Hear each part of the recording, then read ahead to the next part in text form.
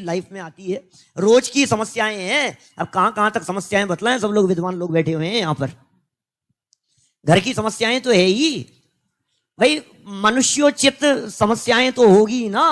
मनुष्य गति की जीव है, यहां से वहां भाग रहे हैं, वहां से वहां भाग रहे हैं। हमारा घर नहीं है, हमारा परिवार नहीं है, हमारे माता पिता नहीं है, बच्चे नहीं है, उधर बच्चे का काम है, उसका काम है, घर की दुनिया भर की झंझटें नहीं है। मैं अपनी बात नहीं कहता, किसी नाम भी लेना अच्छा नहीं लगता है, लेकिन हमारे समाज के किसी वरिष्ठ विद्वान ने मेरे से कई, भाई संजीव, शिविर में जाना होता है प्रवचन के लिए 4 दिन के लिए, तो 4 दिन की सब्जी लेकर के आना पड़ता है, रखना पड़ता है। हमारे यहाँ तो मेरे तो पिताजी हैं, सारी व्यवस्था संभाल लेते हैं। बिजली का बिल कौन जमा कराएगा, पानी का बिल आया हुआ कौन जमा कराने के लिए जाएगा। अभी ऑनलाइन की व्यवस्थाएं हो गई है थोड़ी थोड़ी। बच्चे को स्कूल से लेकर के आना है, उसकी पेरेंट्स टीचर मीटिंग है, आपने तो कह दिया आपको रुकना पड़ेगा। अब बताओ, ये समस्या नहीं है क्या विद्वान की लाइफ में?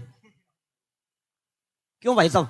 आगे मनुष्य तो है ही ना, परिवार में तो वो रहता ही है, गृहस्थ है भाई साहब, गृहस्थ है, पत्नी है, परिवार है, बच्चे हैं, सारी समस्याएं हैं। आपने तो कह दिया अरे पंडित जी क्या है 2 दिन के लिए रुक जाओ, बहुत उत्साह है, बहुत उत्साह है, मेरे साथ चलो ना 2 दिन के लिए आगे अपना बिजनेस बंद करके। कौन कौन तैयार है बोलो?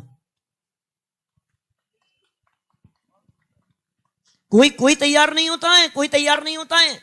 सबको ये लगता है पंडित जी आएंगे, वो ठहरा देंगे, उनके प्रवचन हो जाएंगे, हम सुबह शाम आएंगे, दिन भर दुकान पर बैठेंगे, सुनाएंगे, बहुत अच्छा है, बहुत अच्छा है।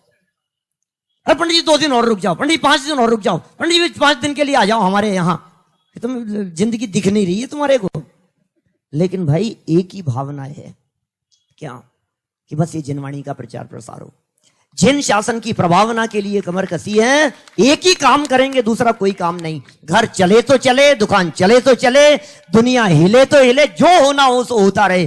कोरोना के समय में भी दौड़ता रहा मैं, दूसरी लहर के समय एक दिन नहीं रुका मैं, कंटिन्यू। लोग के अरे और कोरोना बढ़ रहा है, आप कहां जा रहे हो, आप वहां जा रहे हो, 20 जगह कार्यक्रम करके आए, सारे सब जगह घूम करके। कोई बात नहीं, होगा क्रमबद्ध क्यों पढ़ाते हैं, होगा हो जाएगा, उसमें क्या है।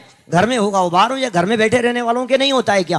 तो ठीक है, ये सब चलती रहती है समस्याएं। आप क्रमबद्ध का विचार कीजिए, कर्म के उदय का विचार कीजिए, नए का विचार कीजिए। बहुत सारे सिद्धांत ऐसे हैं जो आपको प्रेरित करते हैं, आपको सहज रहने की कला सिखाते हैं। ये जैन दर्शन कुछ अद्भुत निधि मिल गई है हमारे को, हमारे महाभाग्य से मिल गई है।